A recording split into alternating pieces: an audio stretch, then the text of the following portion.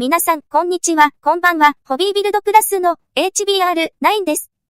今回は、1952年4月から雑誌月刊少年に連載され、1963年から1966年にフジテレビ系で放送された30分ものとして日本初のテレビアニメ、鉄腕アトムの主人公、アトムを浅草玩具が1964年に商品化した歩く制服のアトムと、その復刻版を当時の視点も交えて解説した動画です。鉄腕アトムは、1963年1月1日から、1966年12月31日までの全193話を基本的に白黒で放送したアニメで、日本初の国産ロボットアニメでもあります。総監督を原作者の手塚治虫が務め、自身の設立した虫プロダクションが基本的に制作して、最高視聴率 40.7% を記録した大ヒット番組でした。鉄腕アトム、タンナップ。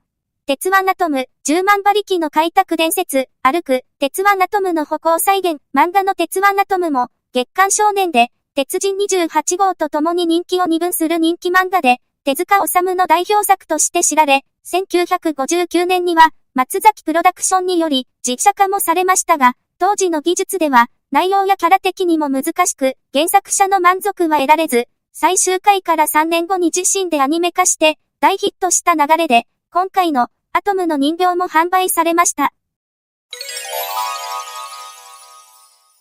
鉄腕アトムは7つの威力というように7つの能力がありますが、時代的にその内容が多少異なります。善悪を見分けられる電子頭脳を持ち、60カ国語を話せて、聴力は1000倍で、目がサーチライトになり、10万馬力のパワーで、マッハ5で飛行して、宇宙ではロケット噴射でマッハ20で移動できます。お尻にピストルが2つあり、鼻が伸びて送信アンテナになる設定がありました。身長は135センチで、体重は30キロと、かなり軽量です。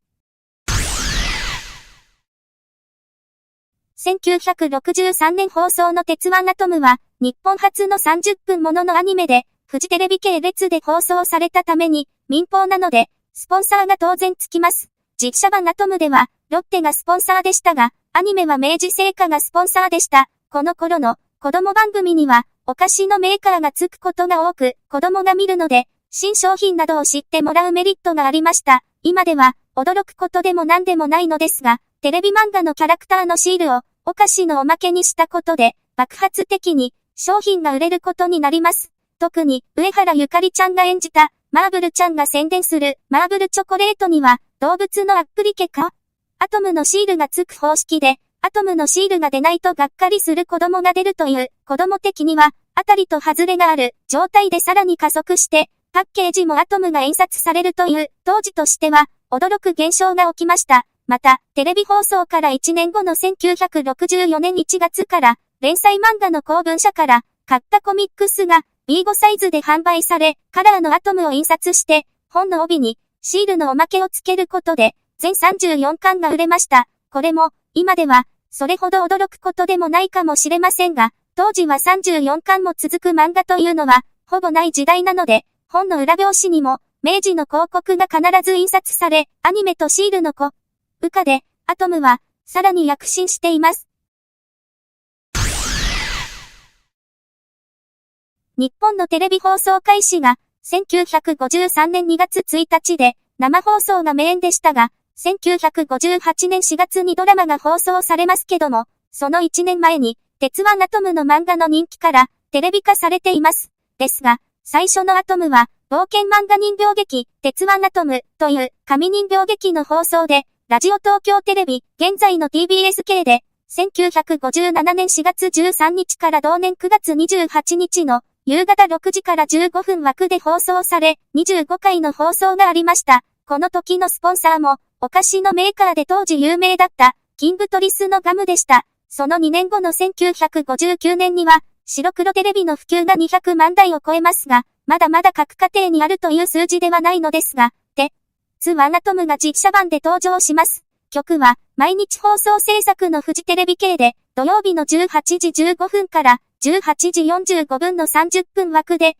1959年3月7日から、1960年5月28日に白黒で、全65話が放送され、ロッテの一社提供でした。まだまだアニメーションは、漫画映画とか、テレビ漫画と言われていて、有名な日本を代表する東映アニメーションも東映動画という社名で1956年に誕生していますが、東映動画の初のテレビアニメは1963年11月の狼少年剣まで待たなければなりません。アニメはディズニーや東映動画が長い制作期間と大きな予算で作り出すもので、毎週の放送など到底無理と考えるのが普通の時代の1963年1月1日に鉄腕アトムは日本初の30分の連続アニメとしてブラウン管に登場して大人気になってスポンサーの商品が売れたことが民放テレビにはとても大きなことで日本のテレビアニメの扉を開いた作品です。1963年のアニメ、鉄腕アトムの登場前も、テレビのヒーローとしては、1958年の月光仮面や、1960年の怪傑ハリマオ、1959年の七色仮面などにも、めんこなどの紙物類はありましたが、まだ版権などもしっかりしてなくて、後の無版権的な、粗悪なものもありました。また、元々のプストル玩具に、キャラをプリントしたようなものが少しありましたけども、作品としての人気と、キャラクター自体の人気はイコールではなく、フィギュアなどはありませんでした。お菓子とは関連して子供に売れると思えても、おもちゃ化することすら、子供向け番組の要素としての考えが、ほぼありませんでした。鉄腕アトムは、そのキャラクターの魅力に溢れた存在で、以前のようなプスドルやブリキおもちゃに、アトムがプリントされたおもちゃが発売され、1964年には、ブリキの電動鉄腕アトムなど、アトム自体が玩具になる商品が登場。今回の浅草玩具のアトムの人形も販売しています。このアトムの大ヒットからの商品化で、次々と名乗りを上げるメーカーに、版権料の整備がなされていきます。1商品ごとに版権料がかかるようになる前は、当初は、おもちゃメーカーが出してくれることを、雑誌で扱われるように、単に喜んでいただけだったり、10個ももらえたなどと、制作会社が喜んでいて、宣伝にもなる、などと考えていたくらい、魔学でした。もしアトムが、キャラの魅力がなかったり、大ヒットしてなかったら、これらのテレビキャラの版権の整備は、数年遅れていたかもしれません。今では、アニメソングと言われるくらい、アニメ番組の主題歌は、当たり前に存在していますが、鉄腕アトムは、放送当初は、主題歌はありませんでした。事実上初のテレビアニメなので、主題歌があるとか、ないとか、全く前例がありませんでした。これにも、アトムの魅力が関係していて、アメリカの NBC エンタープライズ社が、アトムをアメリカに輸出したいと、放送開始の1963年に契約して、秋にはアメリカでもアトムが放送されています。この放送の契約は、勝手に手を加えることを禁じてましたが、アメリカは歌をつけたいと、手塚治虫に提案。このアイディアを額に歓迎して、日本の放送にも歌をつけることにしたので、歌は英語ですが、日本と同じ曲で、アストロボーイの歌と共に放送されました。そのために、アトムの1話から30話までは、基本的に主題歌はなく、音楽が流れているだけでしたが、31話からは、主題歌が流れることになります。この主題歌を、子供たちが歌い出すことから、テレビアニメの主題歌のレコードが、発売されることになりました。この頃のおもちゃメーカーは、テレビの普及率は 88.7% になりますが、国産アニメの30分ものは、アトムが初めてですから、テレビマスコミ系の玩具というのは、当然少なく、鉄人28号やエイトマンが、後に続きますけども、玩具メーカーが、小さなものが多かったのもあり、消費者側がわかる、商品名というのものが整理されていませんでした。製造メーカーは、問屋や販売店向けには、商品にナンバーをつけていて、注文数を何カートンなどと記載したり、売値を記載して、注文を受けていました。商品名的な名前も書かれていましたが、ロケットジュピターなどと書かれていて、アトムの文字がなくても、商品には、アトムの人形が載り、アトムロケットと、おもちゃには記載されていました。つまり、おもちゃのテレビコマーシャルも、ほとんどないので、消費者は、おもちゃ屋さんやデパートの店頭で見て、走るとか、光るなどのギミックを説明されたり、見せてもらって買うのが普通でした。明確な商品名を言って、それをくださいというような買い方は、ほとんどなかった時代です。そのため、この、鉄腕アトムの人形も、通称、制服アトムなどとも言われますが、制服を着てないバージョンも発売されていて、商品紹介の横には、歩く、鉄腕アトム、55センチとの記載があったりしますが、45センチサイズも発売されていて、歩く、鉄腕アトム、というのも商品名ではなく、キャッチコピーのような感じが強く、45センチサイズには、歩くギミックがあり、55センチには、そのギミックがないとされ、このアトムの人形の正式な商品名は、あやふやです。制服を着ているタイプは、制服アトムと略されますが、浅草玩具の制服アトムの着てないやつとか、45センチの方で、などの説明が必要です。アトム後に、テレビの普及率が上がり、アニメや特撮番組が増えると、おもちゃのコマーシャルも放送されるので、製造から消費者までが、わかる商品名というのが、確立されていきます。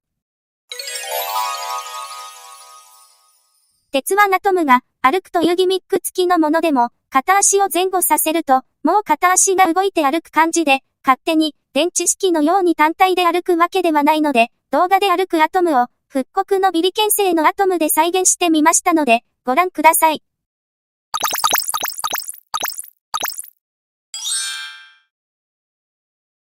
鉄腕アトムは、事実上、初の国産テレビアニメ番組で、英語の隠語では、アトムは、おならの意味もあるので、アストロボーイとして知られ、アメリカ、イギリス、フランス、ドイツ、など海外でも放送され、人気を博します。1964年には、アトム天気予報が放送されたり、大和銀行の貯金箱に起用され、1966年からは現在のヤクルトスワローズの前身、プロ野球球団産経アトムズの名前になり、ユニフォームの腕に、アトムが飛ぶ姿が入っていました。1970年からは、ヤクルトアトムズになったので、ヤクルトのコップにもプリントされるなど、お菓子以外にも、たくさんの玩具や、プラモデル、文房具、食器、時計など、その後の、テレビキャラクター商品の展開を、示したパイオニアでした。そんな、浅草玩具、と、ビリケン紹介の、鉄腕アトム人形の動画でした。それではまた次回は別のおもちゃの紹介でお会いしましょう。おもろかったわ、よかったわ、という方はグッドボタンチャンネル登録をよろしくお願いします。ホビービルドプラスのブログサイトでは500点以上のおもちゃレビューや改良やメンテナンス方法などを紹介、様々なシリーズのラインナップリストなどを公開してますので、ぜひホビービルドプラスで検索してみてください。では今回はこの辺でまたね、HBR9 でした。バイバイ。